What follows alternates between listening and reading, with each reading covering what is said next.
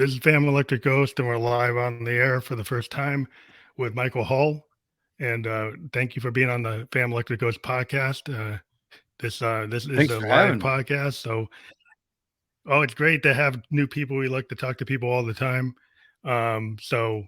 Hopefully, we won't have it's just live. That's the way we live. We do kind of stream consciousness, but also let people know we are a featured podcast on a Newsly platform. You might see that little icon up there. So if you use coupon code Ghost, you get 1 month free premium subscription. But once we get past that, what we want to talk about today with you is how movie podcasts can improve movie culture, which All I'm right. really interested in. What your opinions are about that, and then we'll just talk from there. We'll start like with how do you feel that a movie podcast can improve movie culture? Well, so we started a friend of mine is I make movies. I have a documentary on HBO Max called Betrayal at Attica, and I'm making a project for Independent Lens right now, and love being a filmmaker. I also have an old friend who I've watched 1,000 movies with, who's a critic for Vanity Fair and the New York Times, stuff like that. He's a proper writer, proper movie intellectual, and we started a podcast because a lot of movie podcasts are pretty navel gazy, dude. Pretty like, there's a lot of sort of like, I'm going to talk for, and they're so long, I'm going to talk for 3.5 hours about this one movie that I really like. And that's like, the low barrier to entry for podcasts is one of the things that makes it beautiful. Like, I don't do that. You know what I mean? I'm not trying to say, don't do that. I just can't, I Yeah, sort of reached the point where I can't yeah, listen to it stomach it. anymore. Yeah, And there are some good, yeah. there are some great counter examples. Karina Longworth does a show called You Must Remember This. That's, she was a magazine writer before she started doing podcasts. So she does like very immersive, magazine style shows, and hers are about an hour and they're really good, but it just sort of, as I started to think about it, it reminded me more and more of what the video store used to be. And if people remember video stores, Like Blockbuster. Yeah, I Blockbuster. mean, well, you have Blockbuster. Blockbuster, but you would also have all the mom and pops around, right? And most towns had Oh some yeah, mom and yeah. pops. And once you started once you had burned through all the movies at Blockbuster, you would end up at some of the other places and you would have conversations with the people who worked in the store. And you would come to sort of have your guy, your clerk, guy is a gender neutral term in this situation, right? But you find your person who sort of who understands the movies that you like, and then you will go and talk to them and they can make recommendations to you, and that actually becomes a really beautiful way to learn about new movies and really fruitful. And Was as I that sort where of Quentin Tarantino kind of came from? That didn't Quentin Tarantino kind of start from that? 100%, famously. And also, so did Kevin Smith, and so did about 1 million guys my age who you've never heard of. Right. And sometimes we were on the other side of the counter, but as in this podcast universe, it started to really remind me of that, because there's so many of these podcasts that, as I've just said, I can't listen to. They're too long, they're too navel gazing, they're too whatever. But there's a couple of those that I do listen to, because that's my guy. This is a person who, and when they talk about movies, I really dig how they talk about movies, and I sort of try to click into that. So it's in a way, like, I think that the video store, the conversations that were happening in the video store, really did improve movie culture, because everybody went to the video store, including filmmakers. So filmmakers could go in these places and have these conversations. And I think also, in a lot of ways, it elevated the film conversation as a whole, because whereas before there are all these movies that you could only see at Lincoln Center, or if you live in Los Angeles, sort of stuff like that, now you can go rent it on video and you can rent it on DVD. And as that market got bigger and bigger, more and more movies were available. And so some of those conversations that used to only be possible in real like hubs of movie culture suddenly became possible all over the place. If you found someone who you could talk to at the store about your sudden Truffaut or Hitchcock obsession that you just sort of got out of the blue.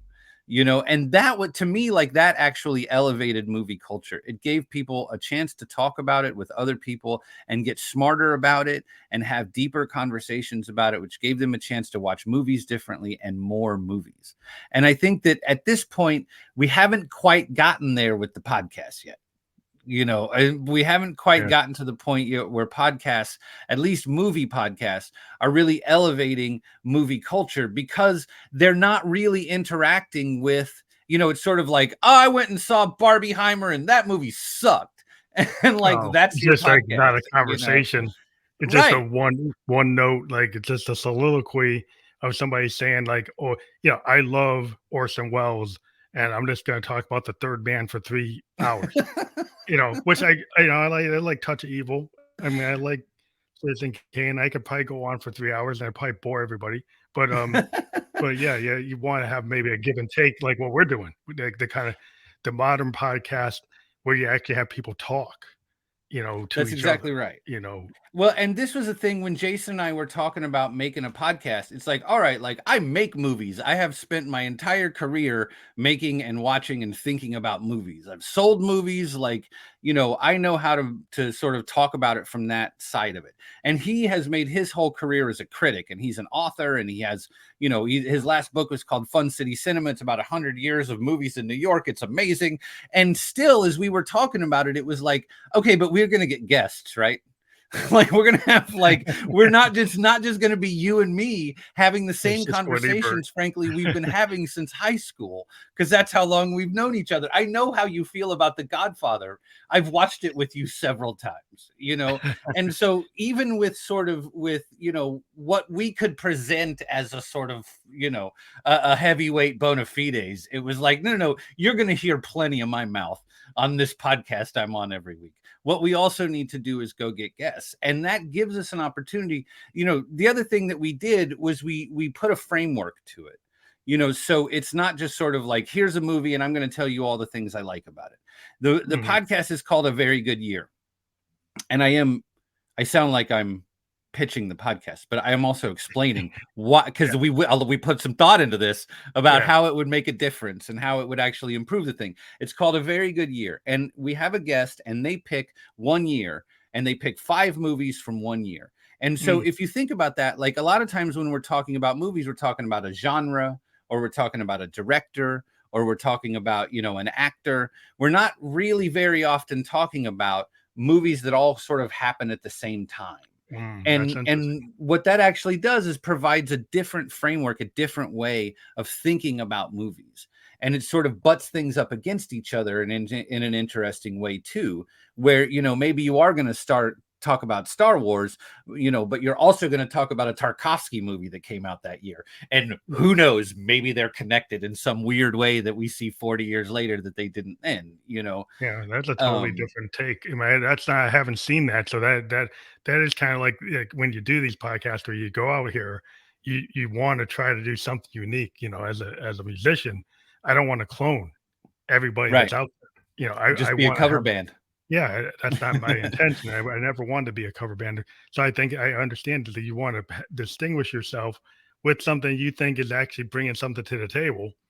That's a new idea, and that's cool. Yeah. Well, the other thing that we do is in the very beginning, we have segments for the show, so nothing goes on too long. So we sort of, tighten up some of these opinions. But also we start with sort of just an introduction. We hear who our guest is. We talk a little bit about why they picked their year. And then we actually do a news segment.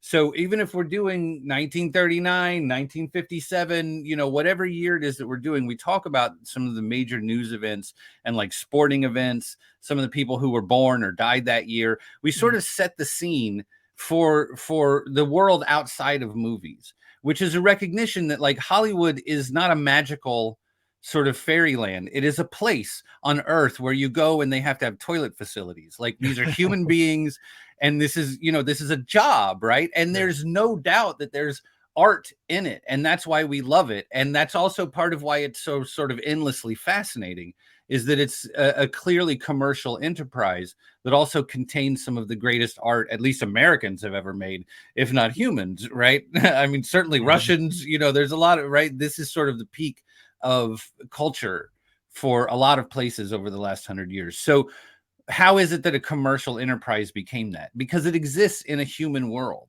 And so we Mhm. tell a little bit about the news, and we talk about some of the other movies that were happening at that point, and then we get into the guest top 5. And now we're really talking about art now. We're not really talking about the world. We're talking about the movies they like and why they like them. And it is like we had on the guy who was the director of photography for Selma, for example, right? And Academy Award whole 9 yards, like lives in a whole sort of other like Hollywood universe, but comes from like Haile Garima, like really loves all of these like super independent LA rebellion black filmmakers, and like Oh, so he really? has a perspective on movies that It's just different, yeah, than what you would not very expect. many people has. Yeah, so when he brings you 5 movies, even if you've heard of them, you don't necessarily know what we're going about to Not what talk you about. thought it would be. It's not what Right. yeah, it's interesting what people's taste, 'cause you Yeah. assume you talk to somebody and they're gonna be in the world that they're in, and a lot of times it's not necessarily true, you Yeah. even with musicians, you could Yep. talk to Jim Morrison, right? And you say, "Well, who's his favorite singer?" And Right. then when somebody asked him, they "It was Frank Sinatra." And they're like, Really?" And, like, but if you think about it, it's the way he sings. He made sure he actually had Sinatra's mic, because it actually Wow. his vocal is, and then the recording engineers, I guess they kinda picked up on it because they noticed the way he sang, it was Yeah. kinda mirroring Frank. Yeah. And a sound engineer could pick up on that, but other people were just looking at his kinda image as this countercultural poet, and they couldn't Right. see it from the Right. image. But actually, when the substance of the sound, it was something else. And so that kinda Right. shows you the dichotomy is not exactly what you think it is. Well, and I mean, that's those kind of like finding out that he went and got Frank Sinatra's mic is not necessarily the first thing you need to know about the Doors, but like, it's as you sort of Yeah. get into these things, it actually does become interesting. Like, what kind of film were they using? Whose idea was that? Do you know like about the guy that invented the Steadicam? There was no such thing as a Steadicam, and then this one dude invented Mhm. it, and then he went and shot a reel, and on his reel was things that ended up in Stanley Kubrick movies, like not the shot that was on the reel, but Stanley Kubrick was like, we're going to do that in a movie I'm about Yeah, to make. like that. Another thing he Yeah. did with his original Steadicam reel, he ran up the steps in front of the Philadelphia Art Museum before there was a Rocky statue there, right? I mean, this is what I mean is like there are several of the things that were in his original reel that ended up being, they just literally Yeah. went and copied them with a Copied what he different did. actor because he was like filming his wife and his sort of cousins and stuff running around as sort of like camera friends, But to start to learn about some of that stuff, it really it demystifies the whole thing, and to me, it Mhm. actually gives me more respect for it. It actually makes it more interesting to me to think about like some dude had that idea, and now Mhm. look, it's The Godfather 2. It's whatever your favorite movie is. I mean, it's easy to sort of reference some of these things that everybody has seen, but it's just as interesting, like you're saying, what's Coppola's favorite movie? What was he watching before he went to make this thing that everybody loves?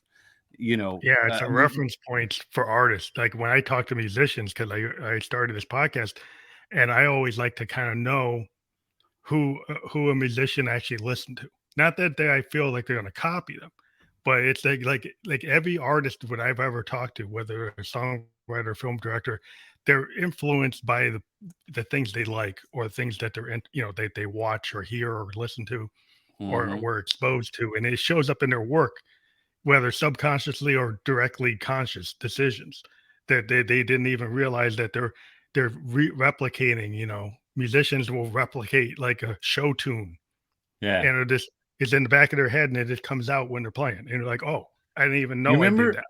You remember when LeBron James used to bring a book and like read it on like the sideline of the basketball court? You remember that was it was a short time, but do you remember when that was happening? And like I heard Yeah. him talk about one time how the things that he was reading impacted the way he played basketball. And like that is completely impossible for me to sort of sit here and understand how something that you're consuming while you're like sitting back with your feet up, even if you're on court, even if you're Yeah. in your uniform, which he did a couple of times, right?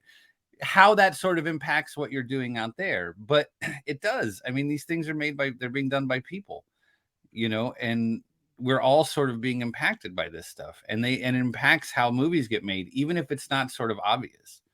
We I had think another guest deconstruct, on. yeah, is interesting. I think what you're saying about finding out about the shots or the style or cinematography, I think, if you get into a movie, it's not just the plot, it's not just the actors, it's like it's the holistic vision of like that's a piece of art.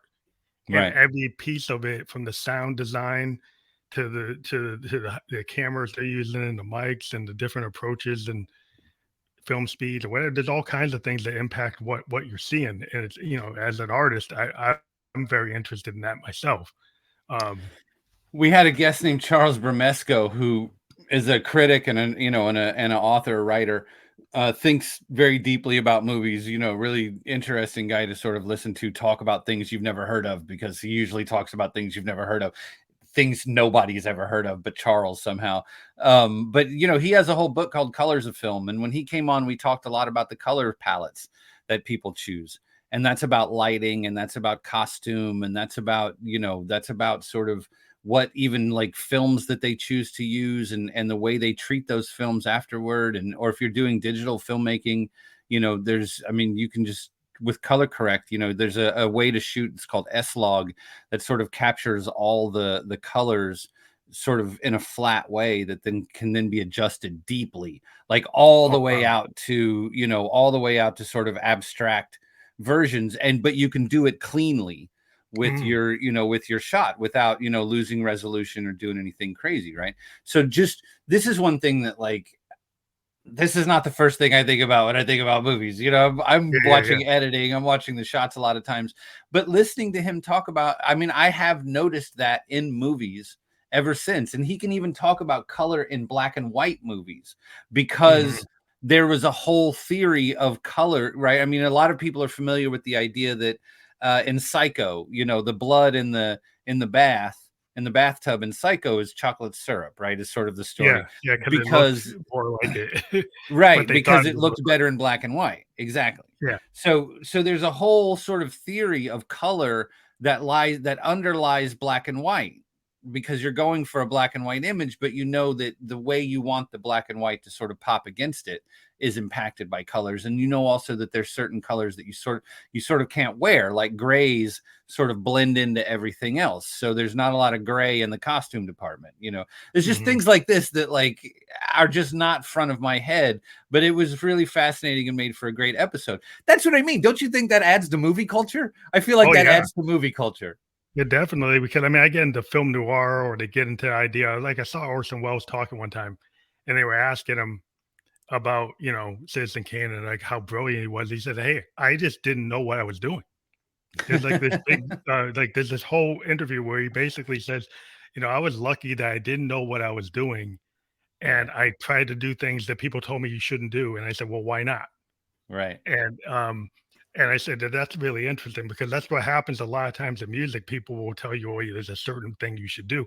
But if you went to Berkeley, if you learn music theory, your professors will tell you, "I've taught you the theory, now go out and break it." Because that's Right. the only way you're gonna actually do Right. something cool, is if you Right. actually don't Right. just stick to it, that you actually don't do exactly what your professor told you, actually try to do the opposite, Yeah. and kinda like the idea that if you go out there as an independent filmmaker or experimental filmmaker or somebody that wasn't actually trained, Right. sometimes can actually do a better job than the person that is trained. Because you don't know what you can't do. Yeah. You don't know what you're not allowed to do. Yeah. That's one thing about making documentaries. I worked in the news business for a long time. When you work in, um, there's, the news is done in a very particular way, and it's done that way on purpose, because you'd come to the news to get more information, new information, not a new style. You're not Mhm. here to like find out, to sort of run into a new editing style. You need to Yeah. get the information, and one of the ways that makes it easier to get the information is if it's in a style that you're used to. So changes in the news business and style in the news business, and happen very, very, Slow. very gradually. Mm. We'll introduce little things a little bit at a time, and over the next 2 to 3 years, it'll become normal.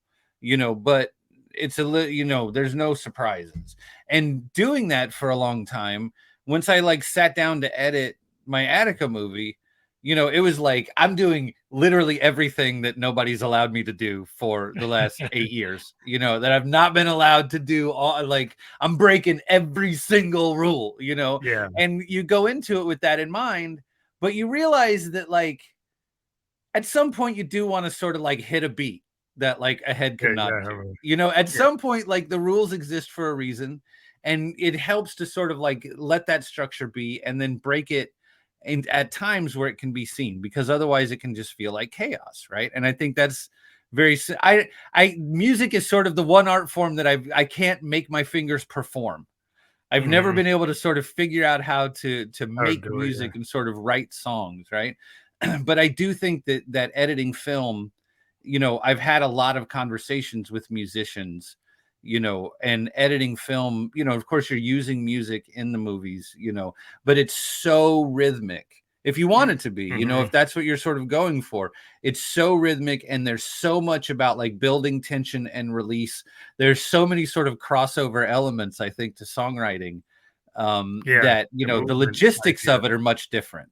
Like I can Yeah. just sit and stare at something for hours before I actually have to make the move, right? Like playing a trumpet doesn't work like that, But I think sort of philosophically, and especially once you get into recording things, there is a lot of crossover in there. Well, it's interesting because a lot of times, like with our recording devices, like when you mentioned that kind of that modern camera, that you can go back and then use whatever edit you want, whatever. And there's a lot of capability today where I can do a mix and then I can say, well, I want it to sound kind of like what Fleetwood Mac rumors, or I Hmm. want to run it through like a Neve board. They'll make it sound like a Tom Petty record, or make it sound like this record. And you can do sound profiles.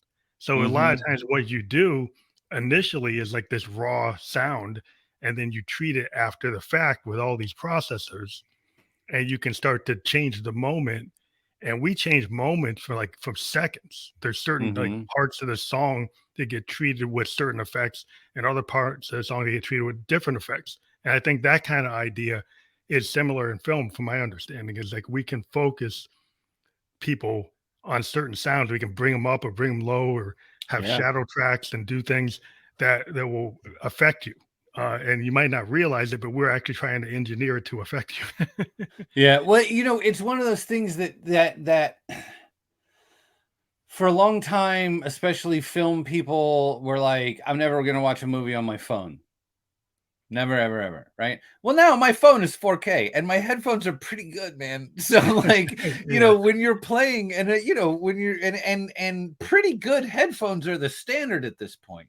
I mean, not necessarily everybody's got studio guys, but like even the Mhm. earbuds, if that's the only thing you have, that's a pretty dramatic improvement over the headphones that I had in the 80s, Oh yeah. early 90s, right?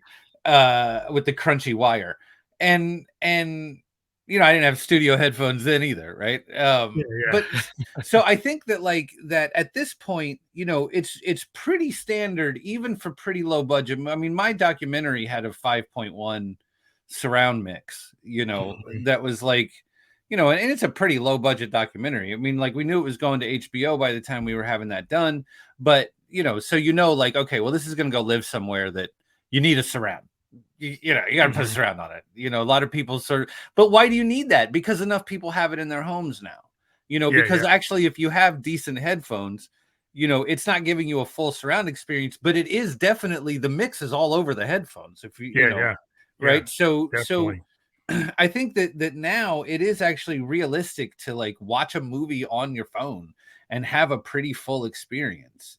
So I think that the like the and yeah, like you're saying, like you don't necessarily realize this is engineered to have an impact, but like when I have your attention, like you have headphones in and my phone is like all your my movie's all the way in your face, that is a real invitation to engineer, and to Yeah. really work with the sound in a way that wasn't necessarily, when you're cracking it out to VHS, there's a Yeah. real incentive to do it now. And it's also the tools are easier. Do you feel Yeah. like your podcast is improving music culture? Is that a Well, goal of yours? Do you give a shit? Or are you oh, and like, well, initially, my excuse me, I don't know whole for point, yeah, initially my point with my podcast and with the musicians I interview is I focused on emerging and independent musicians. I don't really talk to A-listers or even B-listers. I'm talking to people from all over the world. In my initial interview back in 2016, I've interviewed about 300 bands from all over the world Mm. and individual singer-songwriters. And my point was to give focus where it wasn't a focus, and a lot of the focus was on female singer-songwriters who I felt weren't getting paid attention to. Mm-hmm. And so I spent a lot of time doing that. And I have, to the point we've had some bedroom producer festivals in 21, 22. We went Nice. 3 days and had bands play live sets Yeah. from wherever Yeah. they were. We called it the Bedroom Producer Festival. We did 3 days in 2021 and 2022. And I feel that I do That have sounds like like that's this improving movie Rolodex, culture, dude. I maybe. mean, that's not, but I mean, that's not just you like sort of talking about your like top 10 from last year or whatever. I mean, that's like Yeah, I'm trying to that's talk to real more people. engagement. Like you said earlier, like that's real engagement. Yeah, well, just I'm a fan first. I have a big collection. I'm all over the map. I'm a synthesist, but I listen to everything from punk Mm-hmm. to classical. If I had people play, classical harpsichordists come on the show, and people would play cello, and then punk rockers and DJs and guys from Japan, guys from Russia, anywhere. And my whole point is this: is like as a kid, I used to read like Rolling Stone, and anything that got 5 stars, I would go and check out no matter what the genre. Right. And I would go buy it, go to the Strawberries or whatever and go get it.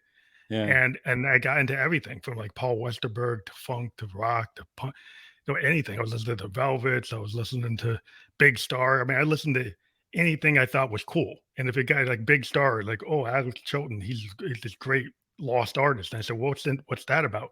Went and got it. And what I found is like, doesn't really matter what the genre is. If something's been highly rated or it's interesting, I want to check it out. And maybe it's not my taste, but I think it just makes me a better musician Mm-hmm.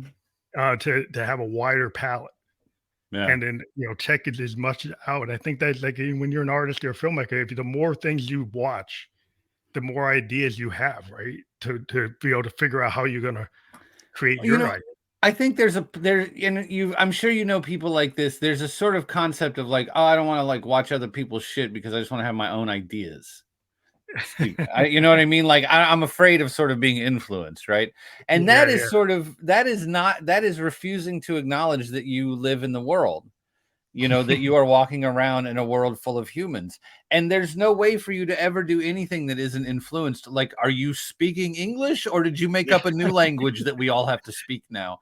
Right? Like, and teach it to the whole world. I mean, that's sort of not how it works. Like, even Yeah. when you look at really innovative artists, you look at, I mean, whoever you want, like Prince was playing funk. It might not sound like it, but for a long time, Prince was playing funk, and then he ends up Yeah. sort of, and now it's just like Prince music, Yeah. and it has sort of gone away from what he was doing in 78 as you get towards Yeah. 88, but like he's still sort of growing out of a genre. I mean, it sort of doesn't matter, and that's you look at somebody like Tarantino now, and he Mhm. doesn't try to hide his influences. His influences are all over his movies. And if you say to him like, oh, I recognize that one scene from that one movie, he'll be like, that was badass, right? I mean, that's sort of the way he deals with that, Yeah, yeah. is being really openly and aggressively a fan. And Scorsese does it in a sort of slightly more classy way, but he does the Mhm. same thing. And when you He look at pulls like when you look at what Christopher Nolan Coppola. is referencing, Yeah. I mean, I like one of the, to me, when I first heard like, oh, they're making a movie about Barbie, I was like, I'm good. I got a couple of little girls, I'm probably going to end up watching the movie, but I'm going to not let them find out about it for as long as I possibly can. And then I found out Greta Gerwig was the Doing writer and it. director. Right. Yeah. And she has made a bunch of weird movies that were very low budget and very strange and sort of Mhm. quiet. She works with Noah Baumbach and he makes weird movies. And initially she was making weird movies with him, and then she became a director. And it was one of those things where I was like, why would Greta Gerwig agree to make a Barbie movie? Like, if I she's want to put a doing stamp on it, fine. if I want to You put know a what I stamp on mean? Yeah, like, unless she knows she's gonna have an opportunity to do something weird with it. And then you look and you see, like, oh, Margot Robbie was in Wolf of Wall Street and all these other wild movies. You know, like, she's not sort of had a very, like, straight and narrow sort of obvious career. She played it. Yeah, Sharon Tate subvert. for Tarantino, right? I mean, like, Yeah, she's made some weird, interesting choices. Why would she agree to do this? I mean, obviously they're all getting paid, but they're all getting paid anyway. Like, at this point, you know, they must have decided to do something weird with it. And I like, yeah, to and subvert the now, opportunity, you could subvert it. You know, if you get a big opportunity, you get the ability to reach a really wide audience because of Barbie, but you can throw in your subvert the audience with your kind of weirdness, you know, that well, you and can kind I don't know what they said to Greta Gerwig to get her to make the Barbie movie, but I want to find out. I want to go see it and find out what they, you know, what she decided to do with this. And I think that's like, you know, talking about those things and sort of recognizing that, like, this is a very weird person and a very weird filmmaker who stepped into a very not weird world and a very mhm, not weird IP and a very not weird character. And then she made it weird, you know, yeah, and knowing sort of all of those things around it, it's not important for my 4-year-old to watch yeah, the movie, but in yeah, terms of, you know, grown people having grown conversations, I really think that yeah. makes a big difference. Well, you can have different levels, you know, like you could think that something's like for kids, and then it Hmm. actually could be for adults. You know, it could have a kind of subterfuge under it that like it's actually speaking to these other people. And so it's kind of been known, you know, the original, you know, Warner Brothers cartoons, they were Right. at the movie theater. They weren't really Right. cartoons. They were just like before the movie. And Yeah. so if you actually see that content and you look at it, it's like, wow, that wasn't really meant for kids.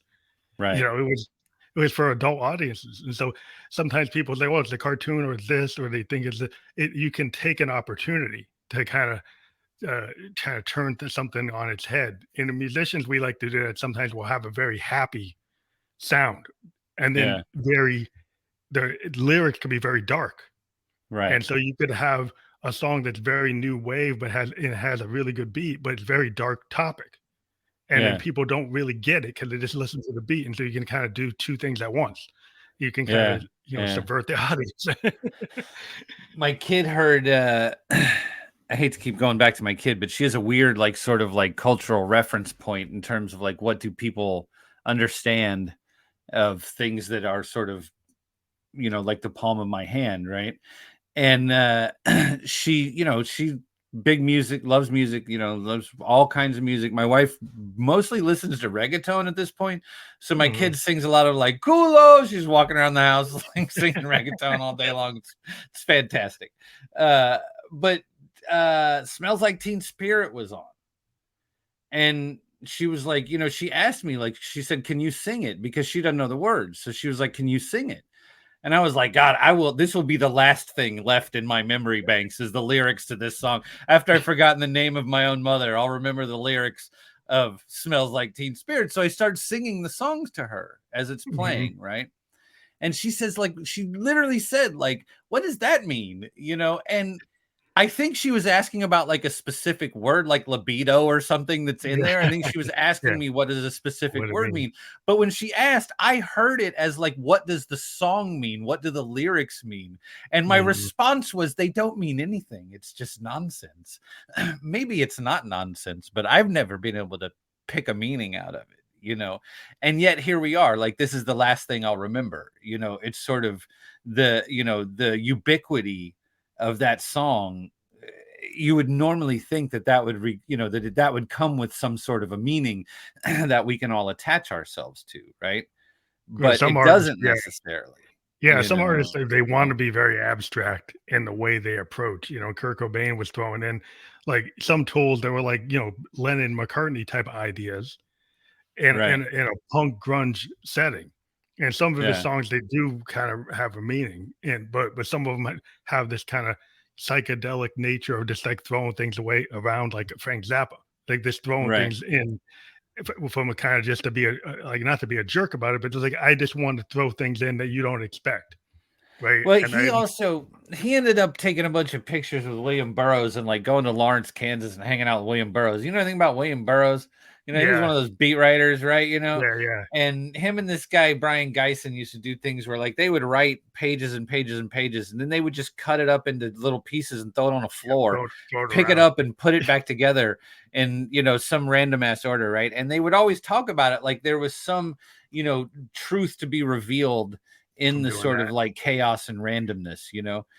I have read a lot of stuff about those guys, and I have found no truths revealed in anything that came out of the whole cut up universe. Like, I have found when they wrote things that were coherent, I found interesting things inside of that. Yeah, But the yeah. cut up movement, I've never, But you know, you never and, got into that. and I think he was sort of, I think he was sort of in that thing for a little while there, you Yeah, know. yeah.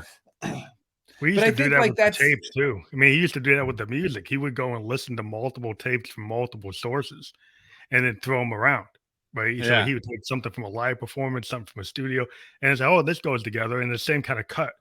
And that was in the '70s. There were a lot of bands doing that. You know, like Pink Floyd was doing it. A bunch of bands were like into that. You know, they kind of experimental phase of progressive rock. It was like, "Oh, let's go and take the tapes and move because we can."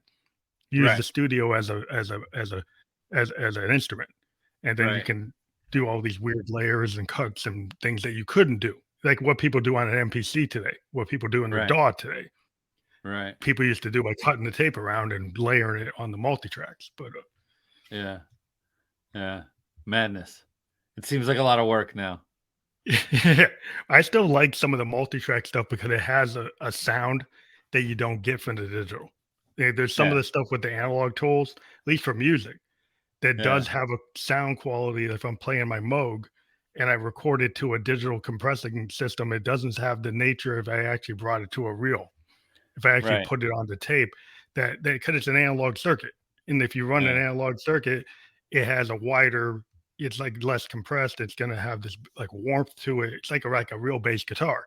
If I Ghost pull in the out a real machine. bass guitar going through a Marshall and Yeah. I try to put that to too much digital compression, you lose the whole impact of it. You know, why would I do that? Did you see the doc that Dave Grohl did about the saving the board out of the LA studio? Did Yeah, you yeah, see I that saw movie? that. Yeah, that board is famous. That Neve board. That Yeah, I was mean, such a cool movie, you know, and part of what I liked about it was that nobody could explain why? why it Yeah, it's just matters, but everybody agrees that it matters. And so at some point in the movie, he just stopped asking people to explain why it why it matters. matters. Yeah, And they just sort of leaned into the mythology of it.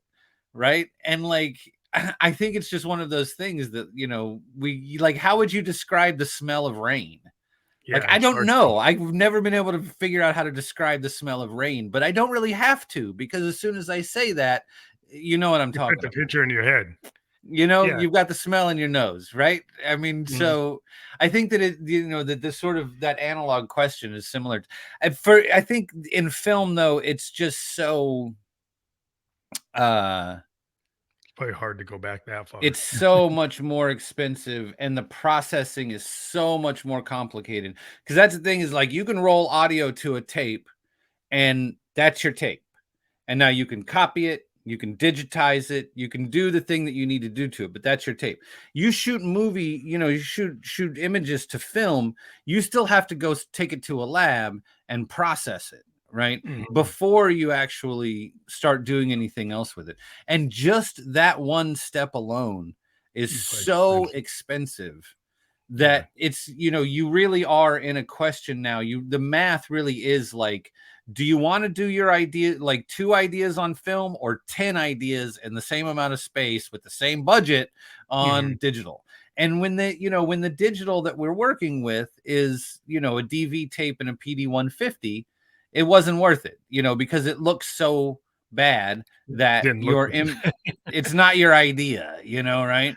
But at this point, sort of two things have happened. One is that the gear has gotten much better. And mhm, also they make, you know, digital cameras at this point can accept like real cinema lenses, which was another mhm. problem with digital filmmaking for a long time, is they couldn't take cinema lenses. Oh, wow. And That's what I was wondering. we have been looking at cinema lenses as like that's what movies look like for Yeah, so that's what we think they long. are. Right, Yeah. that it was impossible to sort of break people out of that headspace. And to this day, if you're not shooting on cinema lenses, people now sort of relate it to like Facebook or TikTok or their phone videos, Yeah, as they opposed won't to like television or it's the like a things they soap used to video, it's like reference. a soap TV show, it's not a movie, That's because it right. doesn't It's have not that a movie. it doesn't look like it. You can watch, like, there was a one year, there was a Twilight Zone for some reason, they were using a different camera or something, and it Yeah. looks like a soap opera. There's a Yeah. whole season of Twilight Zone where it doesn't look like the film version. It has a totally different look, and it's like you can actually see the difference. It Yep. doesn't look like it's right. It doesn't feel right because that doesn't look like the quality that it was at the beginning, Yeah. and So I think now that's what like you can see. well, and now people have much more of a sense of now you can, if you show someone a film image and a digital image next to each other, they can tell the difference. But again, the transition from one to the other has been so sort of slow and meticulous that people just sort Mhm. of made the transition without even really being conscious of the fact that it No was idea. happening. And so now Mhm. you have a situation where you've got cinema lenses and it's on the digital thing, and even if you as a filmmaker don't necessarily think it looks better, at least it doesn't stand out as Doesn't stand being out really bad. amateurish or cheap or sort of, and so people can see it and they've gotten used to it. It's gotten better as people have gotten more forgiving of it. Those two things have sort of happened at the same time. I think that's what And happened with the MP3. Like, there's a lot of yeah, audio files, like Neil Young in one of them, that will tell you right. that, like, an MP3 is not as good FLAC, baby. as How good as big is your hard drive? is yeah, it's like it's not what your vinyl is. And I would Right. say there's certain things that make, when you listen to a vinyl Neil Young and Crazy Horse album, and you go Yeah. listen to Time Fades Away, and you Yeah. listen to the digital, I can actually see the difference. I can hear the difference. There is a Yeah. difference. There's certain things I can hear better. There's certain things I can't hear. And so it's a choice. It's like you can't carry that vinyl with you. You can't Right. carry that 8 track with you. So what are you gonna do? Right. People are gonna go for the convenience. That's what happens. Well, and it's you're going to go for the convenience as long as it's at like a certain quality level. Like as long Mhm, as it's sort of, cuz there's some friend of mine. I there's a When Licorice Pizza came out, the Paul Thomas Anderson movie, it mhm. was screening at a festival, and a friend of mine sent me a screener link for this festival to watch this movie because he knows I like Paul Thomas Anderson. Okay, so I'm gonna watch this movie, right? But the screener link is a 480 SD link, and it's got a watermark across it with the, right? Like, and it's like, man, I really want to see this movie, but I'm not going to disrespect this dude and watch this, like, watch Yeah, that, 480. Yeah, that's not right. right? Like, I'm That's not not going to do that to myself or to him or to his movie, as if the movie has feelings or he will ever know or care. But yeah, in my, like, so I yeah, think that's, they yeah. have, but for the most part, there's another thing that, like, that in, and I don't know that this is, I guess this is maybe the case with music, but I think it's even more so with movies. There was a point where sort of you could do file sharing with music where you could share music with friends, you could burn CDs and stuff like that. And that was all happening before you could do any of that with movies because Mhm. the file sizes for movies were just so much bigger, Yeah, it right? was easier to do. Yeah. And now you can do that with movies, Mhm. and so I think that, like, you know, I It's don't like know. I The Napster effect on movies. Is that causing like a Napster effect? Well, Like see, what the happened thing to is, for like, music? initially, when we first started getting into being able to stream movies, there was only a handful of movies that were sort of available, and like you couldn't stream like Star Wars for a long time. You remember that? Like when Yeah, yeah, you couldn't get couldn't it. You stream couldn't the get it. Beatles for the first 10 years of streaming music. You remember that, Yeah, you right? And can't then get they the like Beatles, no. right, and then they worked it Wouldn't out and allow they it. just sort of showed up everywhere all at once. I think Apple had an exclusive for like a week or whatever, and Yeah. then they showed up everywhere else. So like now we're at a point where almost all of, I don't know, that I haven't done a scientific count. It Mhm. feels to me like most of the movies, the surviving silent films, you know, or because or most of the available. silent films, you know, didn't survive into Mhm, the sort of digital era, right? But for the mhm. ones that did, it feels to me like most of them are available on YouTube now, you know, and Oh, that wow. didn't used to be the case, It used to be right? the Like case people were converting them. there's a lot, and you know, with music I feel like like you sort of had to tap into, you know, you sort of had to find your guy, you sort of had to find the person that had the thing, you know, that Bob Marley record that you didn't have, you know. Well, there's And still with music, the one thing the record companies have not brought back everything. There's still yeah, catalogs of songs that, like, there's still worth it's a worthwhile trip to go to a vinyl record store because yeah, some of these companies have not put all the albums in the catalog out there. They've made yeah, decisions based on what makes money, and some of the albums that right, didn't make money, they're not there, you know. And so, yeah, if you want to be a completist and try to check stuff, you'll find there's a bunch of stuff that you can't find. So it's still good reason to go diving into record stores to find stuff. If you're like a total fanatic, you know, you're looking for every hmm. Sun Ra record that ever got put out. Woo! There's Have you still got a journey in a front good of you? you have a lot to look for. Did you ever see the Sun Ra movie? Did you ever Yeah, see Spaces the Place? I totally love Sun Ra. I mean, I'm a big fanatic. We had on film critic Soraya Nadia McDonald, and she talked about Spaces the Place. Yeah, Space is And a place. Yeah. I hadn't seen it since time when I was not watching a lot of things sober. And so it was fun to go back and rewatch the Sun Ra movie, you know, where he gets Yeah. to create his own world as he Well, it's always kinda did. like I feel like George Clinton took a lot of those ideas for Parliament Funkadelic, because Yeah, if you look at what Sun Ra was doing in '58 and '62, '63, they're wearing these space costumes, but they're playing bebop.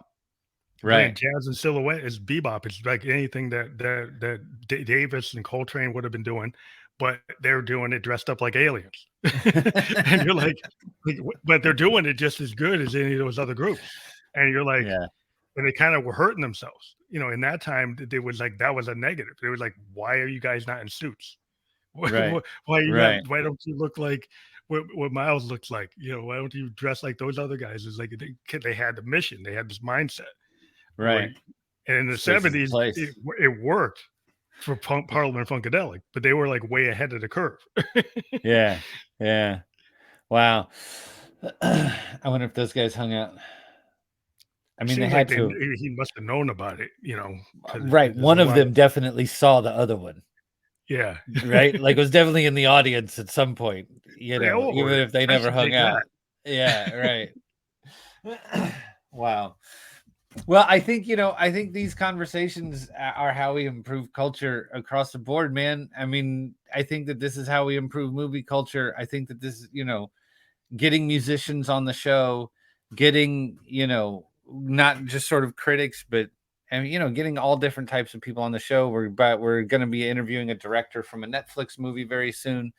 I Mm, don't know if I'm supposed to say what yet, who and what yet, but I mean, you know, interviewing a director from a Netflix project very soon and talking about, you know, what went into her movie, what inspired her movie. Like to me, like this is I've enjoyed talking to you. This has been great. This has been a good conversation. And being able to talk cross culturally from a filmmaker to a musician, you know, to me, like that there are things to be learned there. There's like actual things to be gained there. And also I actually enjoy it, so I don't have to fake it. It's so much easier when you don't have to fake it. well, yeah, my whole issue is like, I created this, like, my own independent, like, label for my music called Expansive Sound, and the idea Yeah, is, like, I wanna go cross genre, and with the podcast, I did the same thing because I initially yeah, only talked to musicians. And then I started talking to poets and filmmakers and directors, everybody who was a creative. But then I crossed over into other things. So I've talked to a lot of therapists. But the whole idea was I'm going to have music as a theme in my podcast and try to weave it into every conversation because I feel like music is the soundtrack of everybody's life. It inspires people. You know, think about the Beatles, how many filmmakers, how many artists, how many creative people got inspired by that. The fact that the of Beatles did course. what they did. And what Yeah, they did, you know, they did movies, they did TV, they did concerts, they did concepts that were visual and Yeah. auditory, and audio. And so the Right. idea that with music, you think about Bowie, the Oh, theatrics of David Bowie and, Ziggy Stardust or Aladdin Sane. It was always visual. It was always very theatrical. So there's always been like a connection between, like, to yeah. me, film directors and uh, art artists of all types and music. And and people are creative at all different levels as human beings. So you can kind of throw that creative thread of being an artist, and it doesn't matter what you do, but we can connect and kind of talk shop. Yeah. You know, Yeah. Yeah. All right. well, thank you. Very nice. Well, I want people to know that they'll be able to click on your link when we're published. So that'll go right to your Apple podcast so people can check that out. When we're fully published, all these links that you see, that link there for your Apple podcast, A Very Good Year, that will be clickable. And so people can check that out. We do encourage people to check that out. Excellent. I really appreciate it. I really enjoyed being on. And I think that if somebody's sort of listening to the conversations at the level that you are obviously having them, and sort of, and thinking about music at the level that you're thinking about it and talking about it, I think they will enjoy listening to, to us sort of talk about movies from the same, from a sort of intellectual perspective, and talking with smart people about it, and, sort of giving you some reasons to like it, not just telling you I like it. Also, we banged through 20 to 30 movies over the course of every episode. So if you're looking for recommendations, we got that too. Yeah, I think I would love to do that. I'm going to check it out because I always want to hear a new recommendation for something I should check out. But I know you got to leave now. But thank you for being on the Fam Electric Ghost podcast. This will be everywhere. We'll send you that link tomorrow for the landing page. Thank you again for being a guest on our show. Have a great night. Thanks for having me, man. This was awesome.